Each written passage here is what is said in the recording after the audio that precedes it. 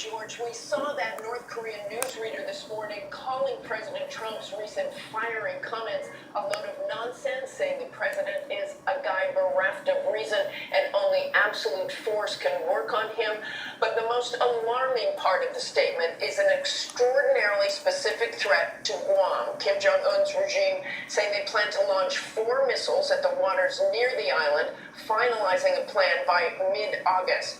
The response has been resolute. Overnight, Japan's defense minister claimed they could shoot down any missiles North Korea might launch before they reach Guam, while the governor of Guam encouraged calm. South Korea warned of retaliation for any attack against them or their allies, and Defense Secretary Mattis warned that North Korea should cease any consideration of actions that will lead to the end of the regime and the destruction of its people. George? A very tense August. Okay, Martha, thanks very much, Paul. Tense indeed. Now, the other top story in our morning rundown, a bizarre dispute between the U.S. and Cuba.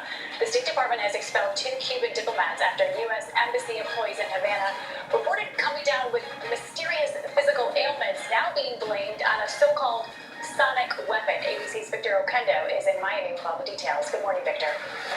Good morning, Paula. The State Department is taking this very seriously. The FBI is investigating as well. 2 Cuban diplomats working at the embassy in Washington, D.C. They've been expelled after all of this, but the circumstances are still mysterious. It was late 2016 when a number of Americans working at the U.S. Embassy in Havana suffered some physical ailments. That's all the State Department would confirm, but the AP reports U.S. officials with knowledge of the situation believe there were some bizarre attacks on these diplomats with a kind of covert sonic weapon that left them with severe hearing loss and caused many of them to return home for treatment. The Cuban Foreign Ministry has responded in a statement that read in part, the ministry categorically emphasizes that Cuba has never, nor would it ever, allow the Cuban territory to be used for any action against accredited diplomatic agents or their families without exception.